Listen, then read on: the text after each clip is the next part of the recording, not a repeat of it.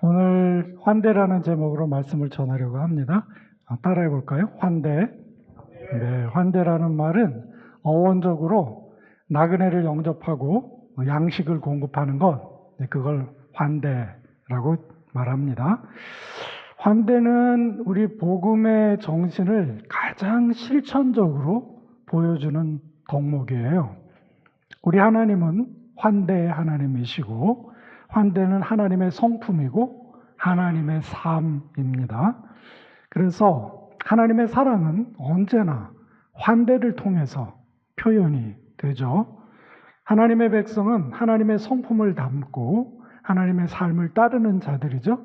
그래서 하나님의 백성은 언제나 하나님을 닮은 환대의 사람들이 되어야 합니다.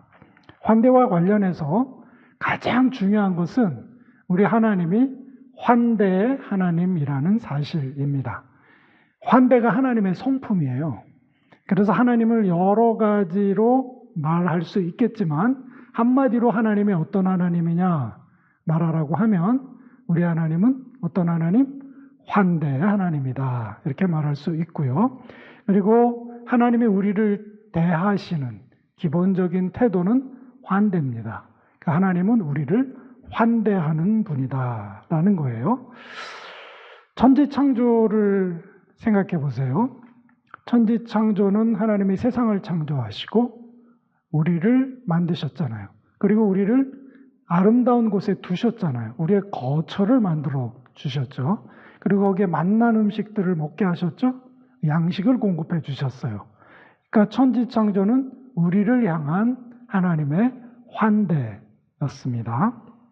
특별히 하나님은 성경을 살펴보면 고아와 과부와 나그네 같은 가난하고 고통당하고 소외당하는 사람들에게 환대를 베푸십니다. 성경 구절을 이제 띄울 거예요. 제가 평생을 선생으로 살아가지고 고등학교 교사를 하다가 또 아프리카에서도 교수를 하고 플로에서도 교수를 하고 한국에서도 교수를 하고 은퇴하고 작년에 왔습니다. 그래서 선생처럼 설교를 합니다. 잘 따라 하셔야 돼요. 시험 볼지도 몰라요. 다 끝나고. 탈락하면 집에 못 가시는 겁니다. 자, 신명기 10장 18, 19절 말씀을 같이 한번 심차게 읽어볼까요? 다 같이 시작. 정의를 행하시며 나그네를 사랑하여 그에게 떡과 옷을 주시나니. 자, 띄워놓으세요. 여기 나오는 세 부류의 사람들을 잘 기억하세요. 왜요? 이 선생들은 세 개가 나오면 사지선다형 문제 내고 싶어 해요. 기억하세요? 첫째는 고아, 과부, 나그네. 우리 하나님은 어떤 하나님이에요? 고아와 과부를 위하여 정의를 행하시고 나그네를 사랑해서 떡과 옷을 주시는 분이다. 이 말을 한마디로 요약하면 우리 하나님은 환대의 하나님이다 하는 말씀이죠. 그 다음 구절은 제가 성경에서 좋아하는 구절이에요. 다 좋아하는 구절이지만 특별히 제 마음에 있는 구절, 시편 68편 5절, 오늘 우리가 함께 읽었던 말씀이죠. 다 같이 읽어볼까요? 그의 거룩한 처소에 계신 하나님은 고아의 아버지시며 과부의 재판장이시라. 거룩한 하늘에 우리 하나님이 계시죠. 그런데 거룩한 하나님이 이 땅에 사람들에게 관심을 가지시는데 특별히 고아에게 관심을 가지시고 과부를 돌보신다는 거예요. 그래서 이게 하나님의 별명이에요. 우리 하나님의 별명은 고아의 아버지시고 과부의 재판장이세요. 너무 아름다운, 마음이 따뜻해지는 그런 별명이죠. 우리 하나님은 그런 분이라는 거죠. 신약에 우리 하나님의 환대가 나타났습니다. 로마서 8장 32절 말씀 또 읽어보겠습니다. 다 같이 시작. 자기 아들을 아끼지 아니하시고 우리 모든 사람을 위하여 내어주신 이가 어찌 그 아들과 함께 모든 것을 우리에게 은사로 주지 아니하시겠느냐. 계속 띄워놔 주세요. 환대는 가장 좋은 것을 베푸는 거예요. 그게 진정한 환대가 되겠죠. 우리 하나님 아버지에게 있어서 가장 중요한 것은 무엇이었을까요? 하나밖에 없는 독생자 아들 예수 그리스도였겠죠. 하나님께서, 아버지께서 우리를 사랑하셔서 독생자, 하나밖에 없는 아들 예수 그리스도, 가장 소중한 분을 내어주셨습니다. 그러니 세상에 이것보다 더 큰 환대가 어디 있겠습니까? 아들을 주기까지 우리를 환대해 주신 분이 우리 하나님이시라는 말씀이죠. 그런가 하면 이 땅에 오신 예수 그리스도께서도 우리에게 환대를 보이셨습니다. 빌립보서 2장 6절에서 8절 말씀 다 같이 읽어볼까요? 시작. 그는 근본 하나님의 본체시나 하나님과 동등됨을 취할 것으로 여기지 아니하시고 오히려 자기를 비워 종의 형체를 가지사 사람들과 같이 되셨고 사람의 모양으로 나타나서 자기를 낮추시고 죽기까지 복종하셨으니 곧 십자가에 죽으심이라. 예수님께서는 우리를 사랑하셔서 자기 자신을 내어주셨어요. 가장 소중한 자신의 생명을 우리에게 주셨죠. 예수님의 성육신, 삶, 고난, 십자가의 죽으심, 그 모든 것은 우리를 향한 예수님의 환대였습니다. 사람에게 있어서 가장 소중한 것은 생명이잖아요. 우리를 사랑하셔서 당신의 생명을 주시는 환대를 우리에게 보이셨다는 말씀입니다. 이처럼 환대는 하나님의 성품이며 우리를 향한 하나님의 기본적인 태도입니다. 우리 하나님은 환대의 하나님이시며 하나님은 우리에게 환대를 베푸시는 분이시다 하는 말씀이죠. 그래서 구약 성경을 읽어보면 여러 가지 계명들이 나오는데 그 계명들을 요약하면 한마디로 표현이 돼요. 그것은 뭐죠? 환대예요. 구약의 모든 이스라엘 백성을 향한 계명은 환대예요. 환대의 사람이 되고 환대를 베푸는 삶을 살아라. 그래서 환대는 하나님의 백성의 신앙과 삶의 방식이었습니다. 특별히 약한 사람들을 돌보는 환대가 하나님의 명령이었어요. 모든 명령은 그렇게 요약이 돼요. 고아와 과부와 나그네에게 환대를 베푸는 것이 하나님 백성의 삶의 자세였습니다. 이스라엘 백성들은 이 환대의 삶을 살지 못했고 그래서 하나님의 심판을 받아서 나라가 없어져 버렸습니다. 왜냐하면 환대가 가장 중요한 하나님의 계명이었고 하나님의 뜻이었기 때문에 그렇습니다. 신약 성경도 구구절절히 환대를 우리에게 말하고 있습니다. 야고보서 1장 27절 말씀 같이 읽어볼까요? 야고보서 1장 27절 다 같이 시작. 하나님 아버지 앞에서 정결하고 더러움이 없는 경건은 곧 고아와 과부를 그 환난 중에 돌보고 또 자기를 지켜 새 속에 물들지 아니하는 그것이니라. 자, 띄워두세요. 자, 여러분들 어떤 사람이 경건한 사람일까요? 어떻게 사는 것이 경건한 삶일까요? 여러분들 이렇게 예배 시간에 이렇게 앉아서 진정으로 하나님께 예배드리는 모습이 참 경건해 보입니다. 이게 경건의 모습이겠죠? 그런데 성경이 우리에게 가르쳐주는 진정한 경건이 있습니다. 그것은 뭐예요? 하나님 아버지 앞에서 정결하고 더러움이 없는 경건은 고아와 과부를 그 환난 중에서 돌아보고 자기를 지켜 세속에 물들지 아니하는 것이라 말했어요.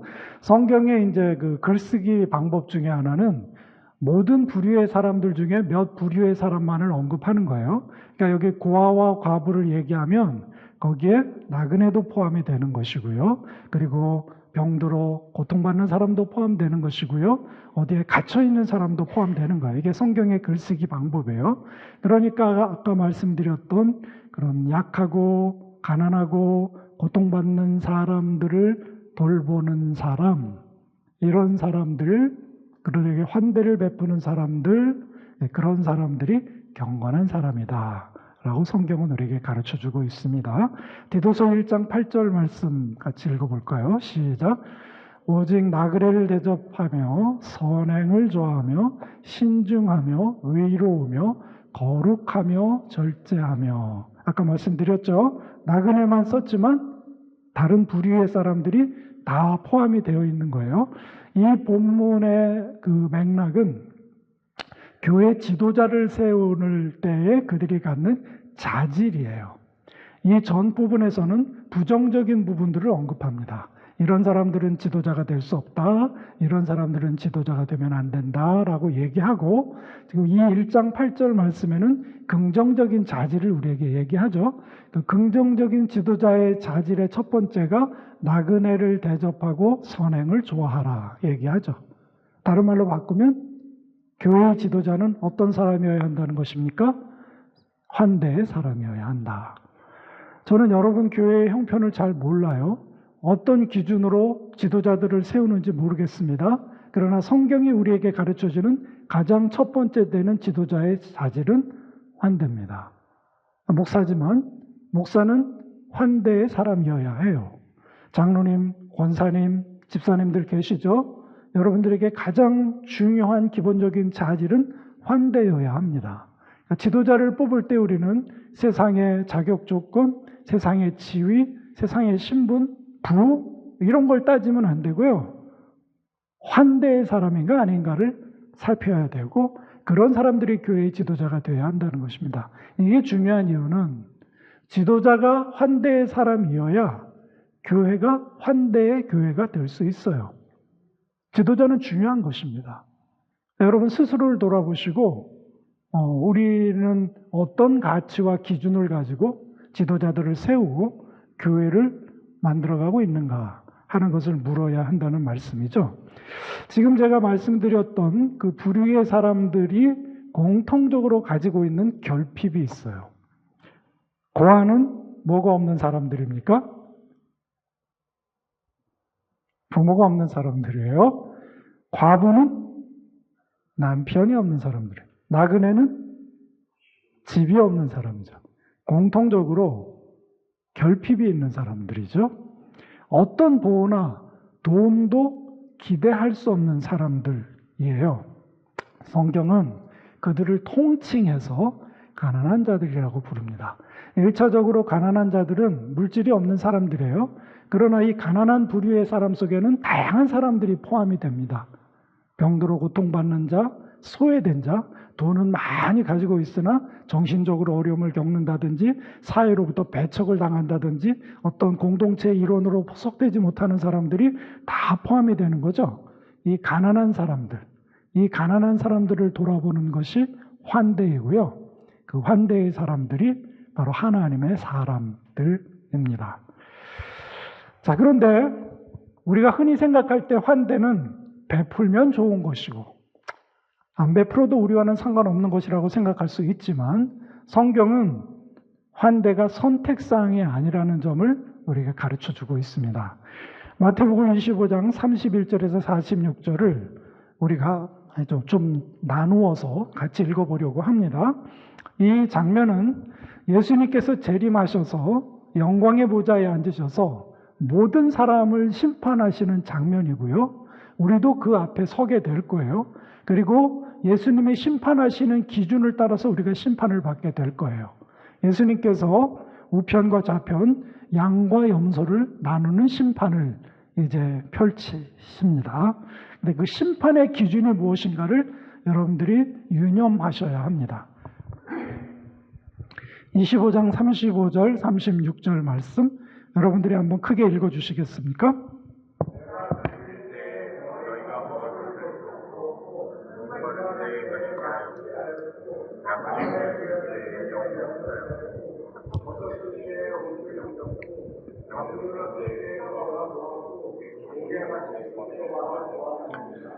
오른편에 있는 사람들에게 이렇게 말씀을 하시죠. 내가 줄일 때 먹을 것을 주었고 목마를 때 마실 물을 주었고 나그네 되었을 때 나를 영접했고 내가 헐벗었을 때 입을 옷을 주었고 병들었을 때 나를 돌아보았고 내게 옥에 갇혔을 때 와서 나를 보았다. 이렇게 말씀을 하셔요.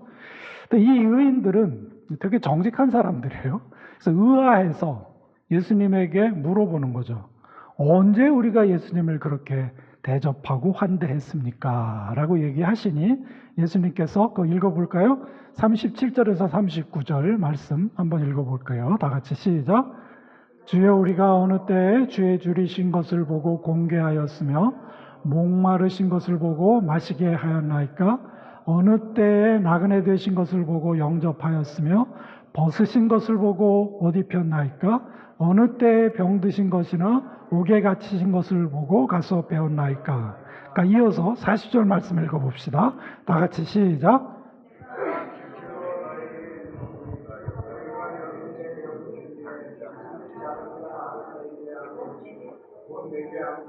그러니까 우리 곁에 있는 연약한 사람들, 가난한 사람들, 힘든 사람들에게 베푼 것이 예수님께 베푸신 거라는 거죠. 그러니까 예수님께서 그런 자들과 당신을 동일시하는 거죠. 굉장히 중요한 말씀입니다. 이번에는 왼편에 있는 사람들에게 예수님께서 말씀하십니다. 42절, 43절 같이 읽어볼까요? 같이 시작. 내가 줄일 때 너희가 먹을 것을 주지 아니하였고 목마를 때 마시게 아니하였고 나그네 되었을 때 영접하지 아니하였고 벗었을 때 옷 입히지 아니하였고 병들었을 때 옥에 갇혔을 때 돌아보지 아니었나이다. 이런 말을 듣자 이들은 항변을 하죠. 언제 우리가 예수님을 그렇게 박대했습니까? 라고 예수님께 질문을 합니다. 그러자 예수님께서 말씀하시죠. 나에게 하지 않은 것이 그들에게 하지 않은 것이다 라고 이렇게 대답을 하십니다. 예수님께 환대를 베풀지 않은 것은 결국 사람들에게 환대를 베풀지 않은 것을 통해서 드러난다는 거죠. 그래서 그 결과가 무엇인지 아십니까? 이게 되게 중요하죠. 환대를 베푼 사람들은 의인으로 인정되고 영생으로 들어갑니다. 환대를 베풀지 않은 사람들은 저주를 받아서 영벌에 떨어지게 됩니다. 결국 사람들을 향한 환대가 그들의 영원을 결정하게 된다는 것이죠. 물론 우리는 예수 그리스도를 믿는 믿음으로 구원을 얻죠. 오직 믿음으로 구원 얻습니다. 그러나 우리의 믿음의 진정성은 이웃을 향한 환대로 드러나게 되어 있어요. 환대를 베풀지 않는 사람들의 믿음은 진정한 믿음으로 보기가 힘들다는 거예요. 환대는 단순히 사람들에게 너그러운 마음으로 베풀어 주는 것이 아니에요. 환대를 베풀면 좋고 베풀지 않아도 괜찮은 것이 아니죠. 환대는 구원받은 백성들의 표입니다. 우리는 환대의 삶을 보면서 그 사람의 믿음이 진정인가 아닌가를 가름할 수 있다는 것이죠. 환대는 우리의 삶의 신앙의 중심이라는 말씀입니다. 자, 이런 말씀을 듣고 나면 우리에게 이제 부담이 생기죠. 늘 이렇게 베풀고 돌보고 이런 삶을 살면 손해볼 것 같지 않습니까? 모든 걸 퍼주다 보면 망할 것 같지 않습니까? 나는 어떻게 생존하고 우리 가족들은 어떻게 부양할 건가? 라는 생각을 갖게 되죠. 자연스럽게. 그런데 성경은 환대를 베푸는 사람이 가장 복된 사람이라고 말합니다. 환대에는 엄청난 축복이 있습니다. 히브리서 13장 1절에서 2절을 같이 읽어보도록 합시다. 다 같이 시작. 형제 사랑하기를 계속하고 손님 대접하기를 잊지 말라. 이로써 부지 중에 천사를 대접한 이들이 있느니라. 이 말씀은 우리가 아브라함의 이야기를 기억나게 하죠. 아브라함이 낯선 장미학에 앉아 있다가 그것을 지나가는 낯선 나그네 3명을 불러들이고 그들에게 극진한 대접을 합니다. 이 모습 속에서 우리는 그 환대를 베풀어야 하는 사람의 진정한 모습을 잃게 되는데요. 그런데 그냥 모르는 나그네를 대접했을 뿐인데 나중에 알고 보니 그들이 천사였습니다. 그리고 더 그 기사를 읽어보면 하나님 자신이셨죠. 나그네를 대접했는데 사실은 천사를 대접한 것이었고 사실은 여호와 하나님을 대접했다는 것입니다. 그렇기 때문에 환대는 우리에게 말할 수 없는 축복이 되는 것이죠. 전도서 12장 1절, 2절 또한 제가 좋아하는 말씀입니다. 여러분 같이 읽어볼까요? 시작. 너는 내 식물을 물 위에 던지라. 여러 날 후에 도로 찾으리라. 7에게나 8에게 나눠줄지어다. 무슨 재앙이 이 땅에 임할는지 내가 알지 못함이라. 이 전도서 말씀인데 이게 재밌는 말씀이에요. 우리에게 내 식물을 물에다가 막 던지래요. 바보가 하는 짓 아닙니까? 아까운 음식을 왜 물에다가 막 던집니까? 그리고 또 7이나 8 사람들에게 가진 것을 막 나눠주라고 얘기를 해요. 이건 되게 한심하고 미련한 것처럼 보여요. 식물을 물 위에 막 던지고 7명, 8명 수 없는 사람들에게 내 가진 것을 막 나눠주고 낭비 아닙니까? 그럼 우리는 뭘 먹고 살고 우리는 어떻게 생존합니까? 그런데 이 본문 말씀을 보니까 여러 날 후에 도로 찾으리라 말씀하시는 거예요. 하나님께서 갚아주시는 거예요. 하나님의 보상은 세상의 그 어떤 것과도 비교할 수가 없어요. 이 세상의 경제 논리, 이 세상의 이성적인 판단으로는 불합리하고 말이 안 되는 바보 같은 짓이지만 하나님은 계산법이 달라요. 하나님이 갚아주시면 감당할 수 없는 축복이 되는 것입니다. 오늘 그 말씀을 우리에게 얘기하죠. 이것이 바로 하늘의 재물을 쌓는 것입니다. 여러분, 이제 우리가 자본주의 이 세상을 살고 있지 않습니까? 특별히 미국은 자본주의에 가장 앞서간 첨단의 나라라고 할 수 있죠. 자본주의 세계 속에서 우리는 많은 곳에 투자를 하고 또 우리의 재물을 모으곤 하죠. 우리 계좌 속에다가 돈을 모으고 요즘 주식 투자도 하고 코인 투자도 하고 그리고 수익성이 좋은 상품에 우리가 돈을 투자하잖아요. 그렇게 살아가잖아요. 소득을 증가시키기 위해서 그런 삶을 살아갑니다. 우리가 사는 세상이 그런 세상이니까 그게 문제되는 거는 아니에요. 우리는 여기에 익숙하죠. 여러분들도 아마 그런 투자를 하고 또 저금을 하면서 이렇게 살아가시리라고 생각합니다. 그런데 여러분, 하늘에 계좌가 있다는 사실을 아십니까? 우리는 땅의 것들만 생각을 하고 사느라고 땅의 계좌, 땅의 나의 소유, 내 은행의 잔고, 내 주식 이런 것에 사로잡혀 살아가는데 하늘의 계좌가 있다는 사실을 아세요, 여러분? 제가 자본주의식으로 표현하는 거예요. 하늘의 계좌가 있습니다. 하늘의 계좌는요, 하늘에 쌓은 재물은요, 도둑이 훔쳐갈 수가 없어요. 녹슬지 않고 좀먹지 않습니다. 영원하죠. 안전하죠. 그리고 수익성이 어마어마하게 높습니다. 이 세상의 수익과 비교할 수 없는 수익을 얻게 돼요. 어마어마한 보상을 받게 되죠. 질문은 이것이죠. 그럼 어떻게 하늘의 계좌에 입금할 수 있을 것인가? 어떻게 할 수 있을 것 같아요? 되게 중요한 거예요. 이 땅의 재물은 일시적이에요.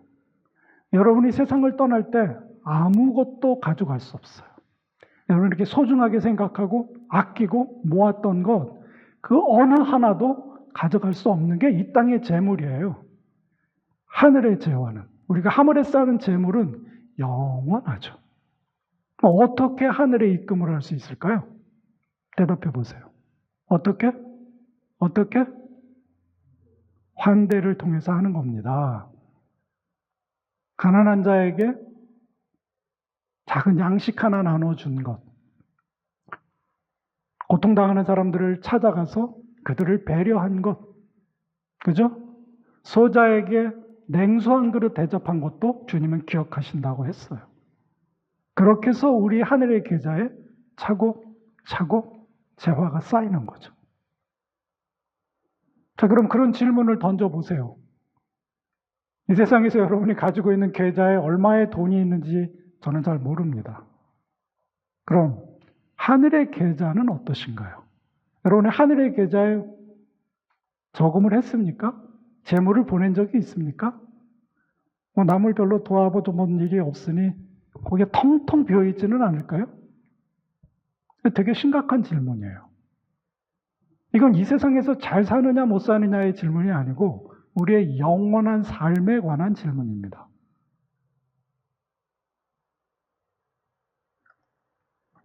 우리 곁에 있는 가난하고 고통받고 힘들고 어려운 사람들은 귀찮은 사람들이 아니라 하나님이 우리에게 복을 주시기 위한 축복의 통로들이에요.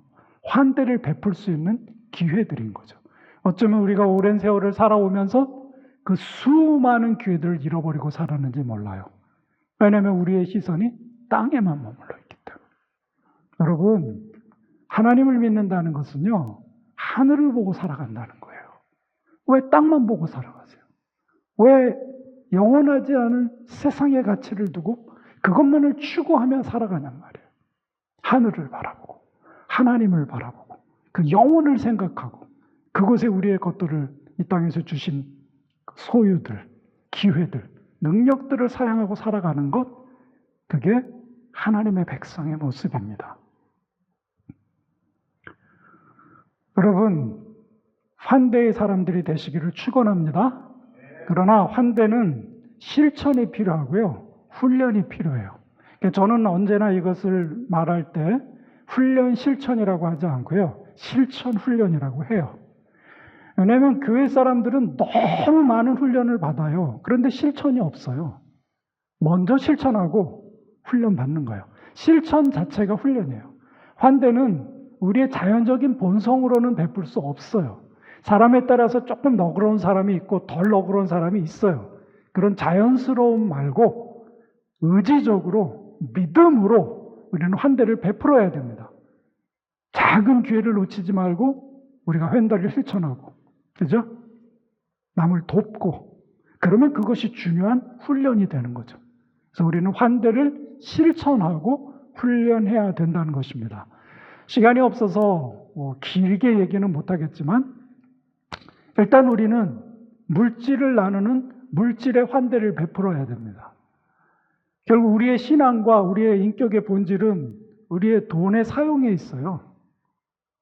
여러분들의 한 달의 소득을 가지고 그게 어디에 얼만큼 들어가냐를 쫙 적어보면요, 그게 여러분들의 인격의 모습이고요, 그게 여러분들의 신앙의 실상이에요. 겉만 번지르르 하고 노래하고 예배한다고 해서 경건한 것이 아니고 여러분들의 재물의 사용처를 보면 여러분들의 존재의 실상, 신앙의 본질이 드러난다는 거죠. 그래, 어렵지만 우리가 가진 것을 나누고 섬기는 환대의 삶을 살아야 합니다. 예수님께서 말씀하셨어요. 너희 곁에는 언제나 가난할 사람들이 있을 거라고. 제가 있었던 이디오피아는요, 길거리에 그 구걸하는 사람들이 널렸어요. 가난한 나라니까. 한국에도 가난한 자들, 고통받는 자들이 많아요. 세계에서 제일 강하다고 얘기하는 미국에도 지금 서민들이 얼마나 고통을 받습니까? 홈리스들이 얼마나 많아요. 가난한 사람들은 널려 있어요. 다만 우리가 그들을 외면하고 살고 있을 뿐이에요. 하나님이 나중에 물으실 거예요, 우리에게. 환대는 꼭 많은 것을 가져야 베풀 수 있는 것은 아닙니다. 제가 처음에 갔던 에리트리아라는 나라는 이디오피아보다도 가난한 나라예요. 신생 독립국이고 인구 400만에 개신교도가 1.5%밖에 안 되는 그런 나라, 엄청나게 핍박을 받고 있는 나라예요. 그러니까 제가 한국 나이로 40에 싱글로 아프리카를 갔는데 하나님 불쌍히 여기셔서 아내를 보내주셔서 결혼을 했습니다. 그래서 에리트리아, 이디오피아 거기에서 애들 셋을 낳고 키웠어요. 가정을 거기서 세워갔죠. 그러니까 초반 꽤 오랫동안은 아내는 거의 임신 상태에 있었습니다. 배가 이렇게 나와. 체구는 작은데 배는 많이 나와가지고.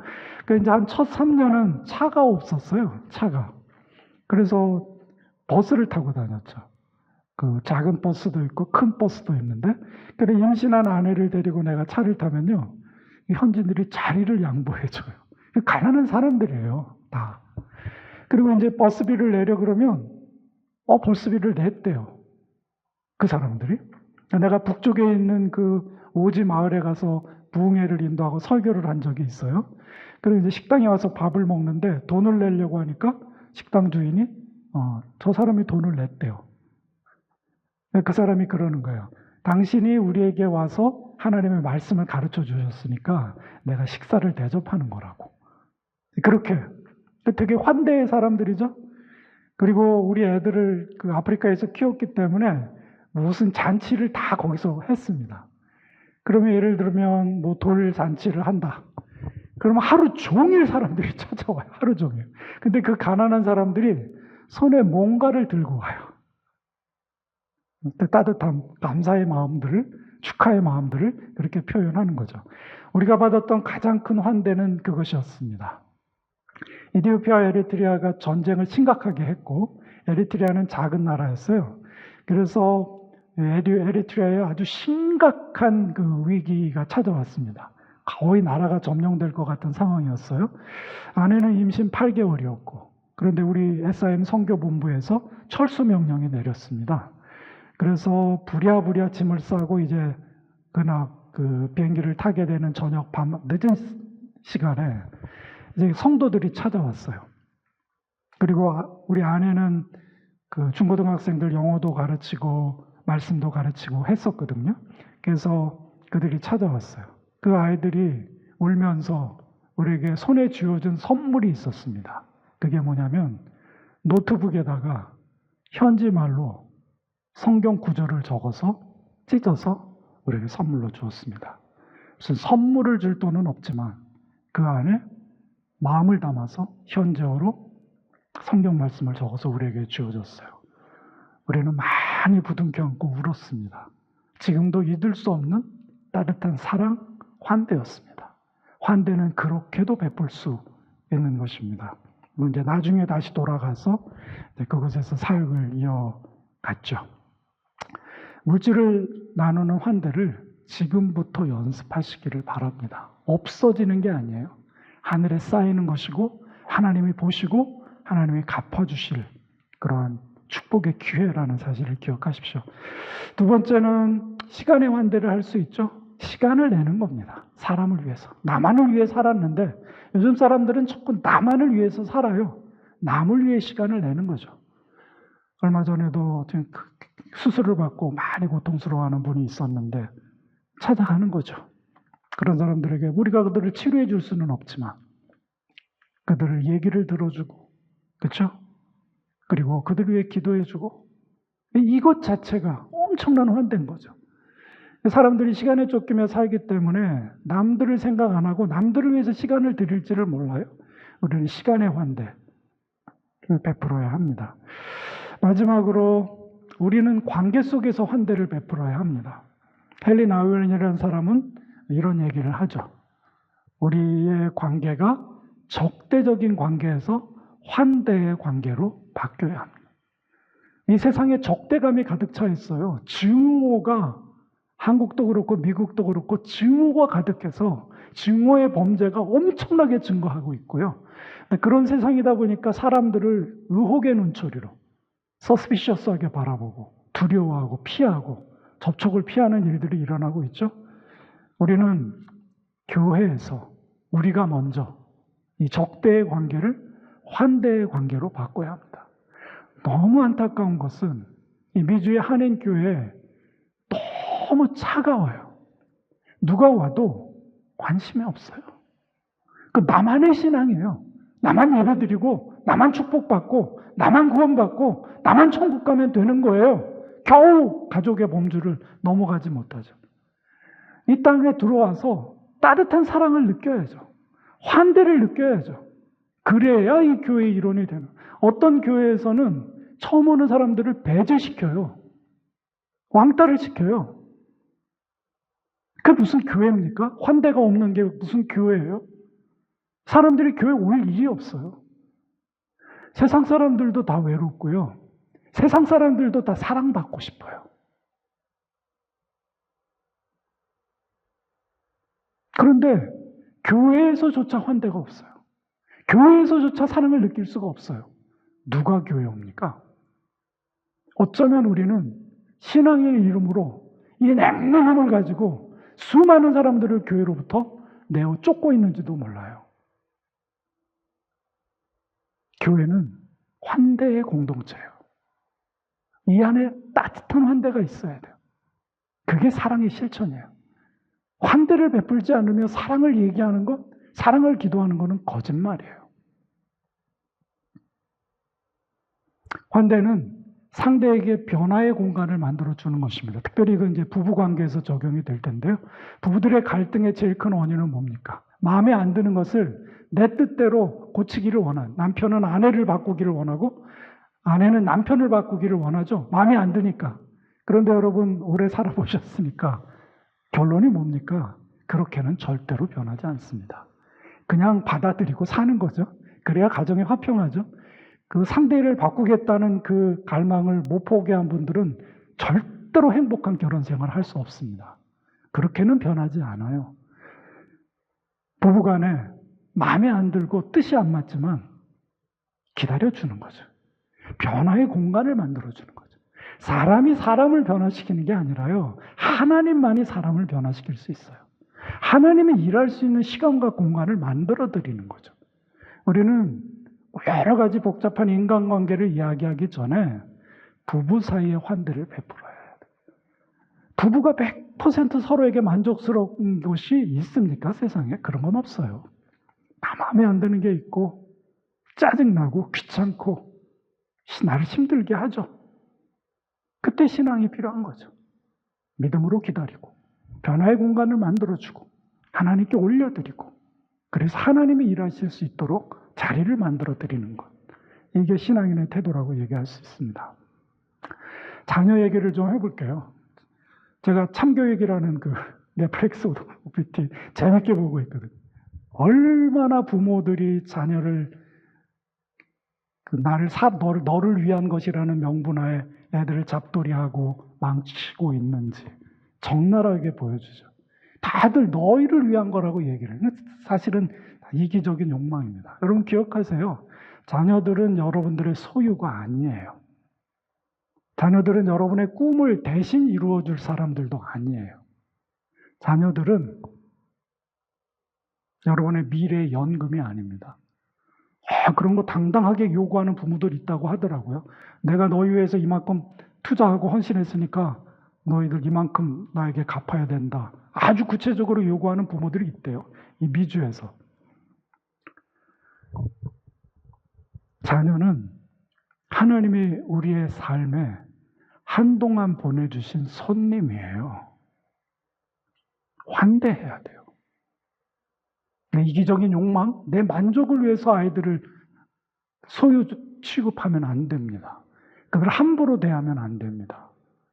때가 되면 떠나요. 그러니까 제가 결혼이 늦었잖아요. 그러니까 이제 애들이 크기 시작했어요.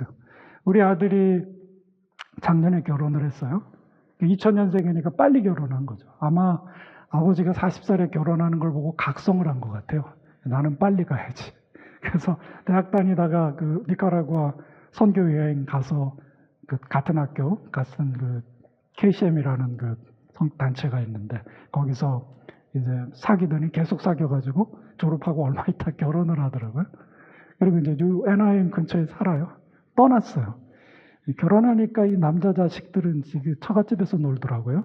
우리는 가끔 만나고 갔어요. 우리 딸이 이제 졸업을 하고 이제 일을 시작을 했어요. 걔도 이제 공부를 더 하겠다고 해서 걔도 이제 곧 들썩들썩해요. 또 결혼을 하고 싶은가 봐요.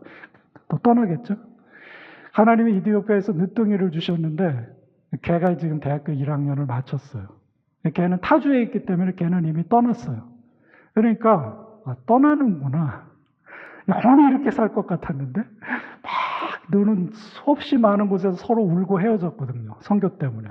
수없이 많은 눈물을 흘리고 작별을 했는데 그렇게 작별을 하고 비행기를 타면 딱 우리 가족만 남아요. 우리가 확인한 게 이게 가족이구나.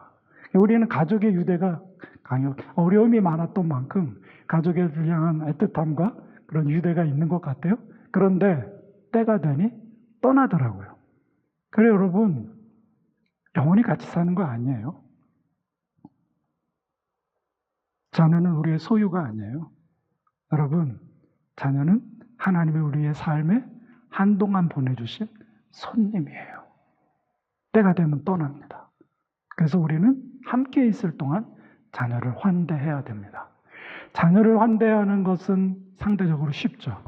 그러나 우리 부모님들을 환대해야 됩니다.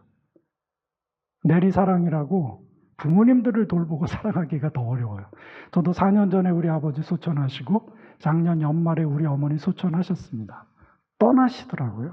그러니까 제 마음에 회한이 있어요. 장남의 여동생 셋이었는데 우리 부모님이 나를 선교로 보내주셨어요. 그리고 나는 32여 년을 나그네처럼 세상을 떠돌며 살았습니다. 그 말은 우리 부모님을 돌보지 못했다는 거죠. 내 여동생들이 부모님 그 불편한 몸들을 봉양하고 보내드렸습니다. 30년을 같이 있지 못하니까 그 사이에 스토리가 없는 거예요. 그 고난받던, 고통당하던 그 병상에서 함께한 시간이 없는 거예요. 그러니까 처음에는 감정이 맹랭하더라고요. 근데 마지막에 어머니 그 수천하실 때 터지더라고요. 그리고 그 나를 사랑했던 그 부모님의 그 따뜻한 사랑들, 그 이야기들, 그 그림들이 떠올면서 지금도 슬픔이 남아 있어요. 울컥 책을 읽다가 뭘 보다가 길을 걷다가 슬픔이 찾아오더라고요. 슬픔이 남아 있는 거예요. 그렇게 우리 부모님들을 보내드렸습니다. 부모님들은 진짜로 떠나십니다. 그래서 우리는 살아있는 동안, 그분들이 살아계신 동안 최선을 다해서 그분들을 환대해야 됩니다. 마지막으로 우리는 하나님을 환대해야 합니다. 우리가 하나님을 환대한다고? 제가 3년 반을 제가 모교인 충신대 신학대학원에서 교수 생활을 했어요. 가족들은 여기에 있었고, 설교가 길죠? 네. 다음에 볼 일은 없으니까 저는 하고 갈게요. 알아서 사귀세요. 기숙사 생활하면서 정말 젊은 신학생들 정말 행복했습니다. 아버지 같은 마음이 들더라고요. 그래서 가르치고 행복했는데 외로웠어요. 가족들이 그립고 특별히 우리 막내가 그리웠어요. 저는 우리 세 자녀를 몸에 지니고 다니거든요. 우리 아들은 이삭인데 제 머리에 있어요. 아프리카에서 나와서 첫 애를 키우니까 생각이 많아요. 우리 딸 소리는 아빠를 되게 행복하고 기쁘게 해주는 애예요. 그래서 걔는 내 마음에 있어요. 우리 막내는 어디 있는지 아십니까? 제 눈꺼풀에 있어요. 늘 보고 싶어요. 걔 기도하면서 눈물도 흘리고 그랬는데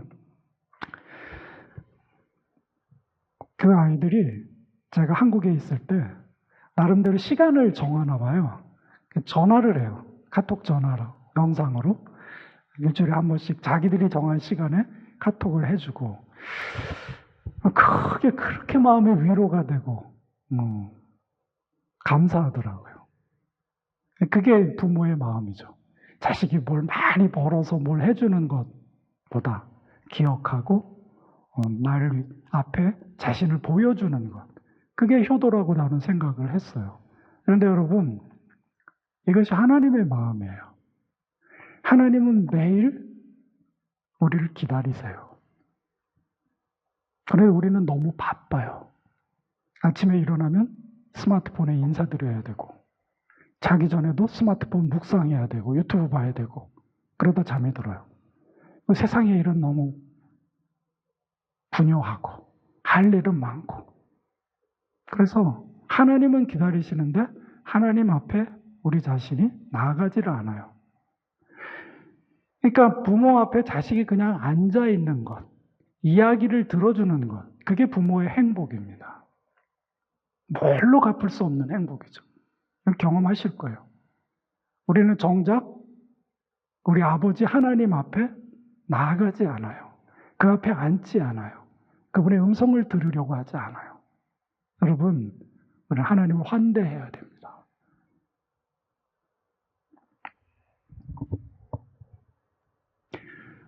이제 말씀을 맺겠습니다. 여러분, 영성의 얘기를 많이 하지만 진정한 영성의 사람은 환대의 사람이에요.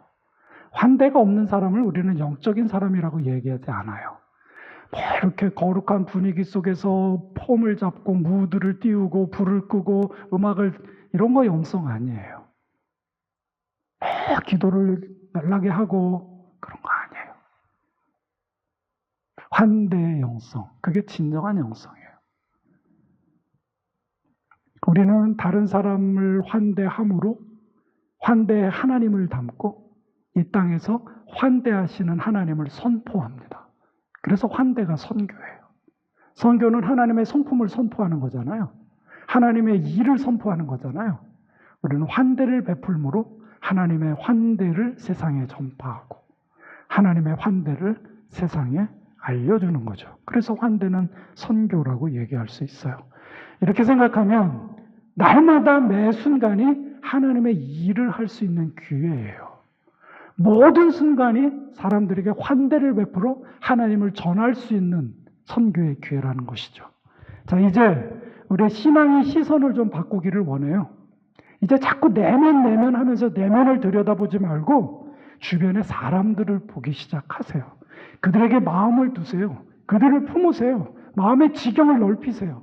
그리고 그들의 필요를 따라서 작은 나눔과 섬김을 실천하시기 바랍니다. 그렇게 그 일이 반복되다 보면 환대가 습관이 되고요. 환대가 여러분들의 성품이 되고 삶의 방식이 돼요. 그런 사람을 우리는 환대의 사람들이라고 얘기합니다. 따라해 봅시다, 여러분. 환대의 사람들. 그것이 바로 크리스천의 아름다운 이름입니다. 애나임 장로교회가 아름다운 환대의 공동체가 되기를 주님의 이름으로 축원합니다.